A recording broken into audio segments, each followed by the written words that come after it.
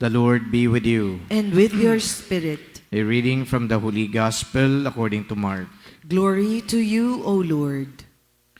When Jesus saw the vast crowd, his heart was moved with pity for them, for they were like sheep without a shepherd. And he began to teach them many things. By now, it was already late, and his disciples approached him and said, "This is a deserted place, and it is already very late. Dismiss them so that they can go to the surrounding farms and villages and buy themselves something to eat." He said to them in reply, "Give them some food yourselves." But they said to him, "Are we to buy 200 days' wages worth of food and give it to them to eat?" He asked them, "How many loaves do you have? Go and see." And when they had found out, they said, 5 loaves and 2 fish. So he gave orders to them to have them sit down in groups on the green grass. The people took their places in rows by hundreds and by 50s. Then, taking the 5 loaves and the 2 fish and looking up to heaven, he said a blessing, broke the loaves and gave them to his disciples to set before the people. He also divided the 2 fish among them all. They all ate and were satisfied. And they picked up 12 wicker baskets full of fragments and what was left of the fish. Those who ate of the loaves were 5,000 men. The Gospel of the Lord. Praise to you, Lord Jesus Christ. Ang pagtatapos po ng misa, sinasabi po ng pare, "Go." Yun po yung part ng dismissal. Go to love and serve the Lord. At yung pong dismissal na yon, hindi yung dismissal na walang purpose. Very clear, go to love and serve the Lord. At hindi lamang basta paglilingkod sa Diyos, kundi ang paglilingkod sa Diyos, ginagawa ng tao yan sa kanyang kapwa. At yung mga natutunan natin, napakinggan doon sa misa, yun ang hamon na isa sa buhay natin when we are dismissed from the Mass. So yun po yung mission, ika nga, na dapat nating tuparin for the day. So later on, ganun po yung gagawin. Go to love and serve the Lord as part of the dismissal part of the Mass. In the Gospel that you heard today, there's this also, the dismissal part. Nung sinabi nung isang apostol kay Jesus, sabihin nyo na ho, na umalis na yung mga taong yan, i-dismiss na natin sila. At i-dismiss na natin sila dahil wala silang pampakain doon sa napakaraming tao. At ano yung suggestion nung apostol na nagsabi na i-dismiss na natin sila, papuntahin po ninyo sa mga karatig na bayan at doon sila bumili ng makakain nila. Magkaiba po yung dismissal sa Mass at yung dismissal na napakinggan natin sa Gospel. Yung sa Gospel ngayon, parang rejection. Siguro, maganda naman yung intention ng apostol dahil wala nga silang may papakain, paalisin nyo na, i-dismiss nyo na para sila na lang bumili ng sarili nilang pagkain.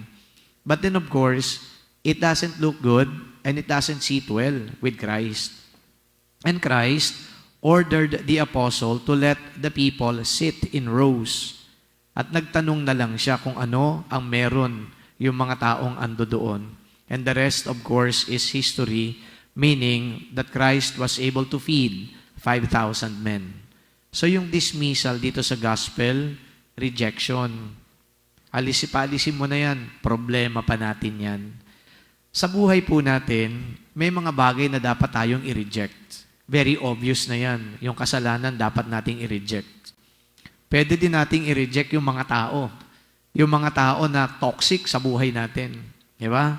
Ito yung mga tao na imbis na makatulong, imbis magbigay ng inspirasyon, imbis magbigay ng ngiti at sigla sa buhay natin, sila pa yung nagbibigay na napakalaking problema, nagbibigay ng hopelessness sa buhay natin. Yung mga taong yon siguro dapat mo ring i-reject. Kasi ikaw pa ang mapapasama. Ikaw pa yung tipo ng tao na Imbes na matulungan mo, baka ikaw pa yung mauna sa kanila, ika nga. So yung mga toxic, pwede nating i-reject yan. Ang susunod na pwede nating i-reject, i-dismiss na sa buhay natin, ay yung hindi magaganda na mga ugali natin. Halimbawa, yung inggit, yung galit, yung selos, tanggalin na rin natin yan. Kasi kapag yan ay pinanatili natin sa buhay natin, di natin nire-reject, di natin dinidismiss, tayo din ang mapapasama. So, ibig sabihin, ito palang rejection at dismissal, in a nutshell, pwedeng maging maganda at pwede din namang maging mabuti. Yung ibang mga i-reject natin, okay lang. Dahil sabi ko nga, baka ikaw pa yung problema, ikaw pa yung mauna sa kanila na maapektuhan. Pero yung isang bagay na pinahayag dito ni Jesus na kailangan hindi kailanman i-reject ay yung pagtulong sa kapwa. Alam niyong ibig sabihin ng pagtulong sa kapwa? Magkaiba po yun doon sa mga toxic sa buhay mo. Kasi ito yung mga tao na kahit na anong gawin mo, tinulungan mo na. Ginawa mo na lahat. Na-exhaust mo na yung kabutihan mo. Binigay mo na sa kanila lahat. Pero mananatili silang pabigat sa buhay mo. Yung pagtulong sa kapwa, hindi dapat nire-reject yan. Hindi dapat natin dinidismiss sa buhay natin. Dapat mananatili yan. However, may mga pagtulong na kinakailangan din natin putulin. And this I'm telling you because there may be abusive people out there who continue to depend on us. And these abusive people, instead of us teaching them how to stand for themselves, would continue to depend on us. At tayo ang hindi na makakatulong sa kanila in the long run. Kaya ang ibig sabihin, itong pagpapakain dito ni Jesus, that is the call of the moment. The crowd was hungry. That was the call of the moment that Jesus needed to respond to. Pero, nakita din po natin kung papaano mangaral si Jesus sa mga tao. At yung isang pangaral na ito, pinick up nga ni St. Paul. Isa sa kanyang mga liham, ganito po sinabi ni St. Paul, anyone who would not work should not eat. Saan nakuha yan ni St. Paul? Sa pagtuturo din ng ating Panginoong Jesucristo.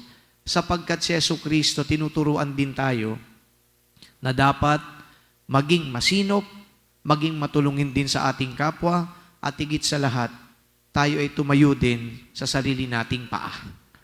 So yung pong sinabi ni St. Paul ay isang napakalinaw na indikasyon na yung pagtulong natin, lalong-lalo na sa mga tao na umaasa na lang sa atin habang buhay, ay hindi rin maganda. Dahil in the long run nga, imbes na makatulong tayo, it will destroy the life of these people. Maaaring magkasakit tayo, maaaring mauna tayo, but if we don't teach them how to live, if we don't teach them how to stand up in their 2 feet, perhaps mamumuhay na lang sila o mabubuhay na lang sila na dumedepende sa generosity natin. So my dear friends, brothers and sisters, just to be clear about the whole thing. Yes, it is always good to help, but then again, let us help the people who also try to help themselves. Yes, there are people who we dismiss in our life because instead of them helping us, they are also already affecting us. Ang gospel na ito is not so much about Jesus feeding the 5,000.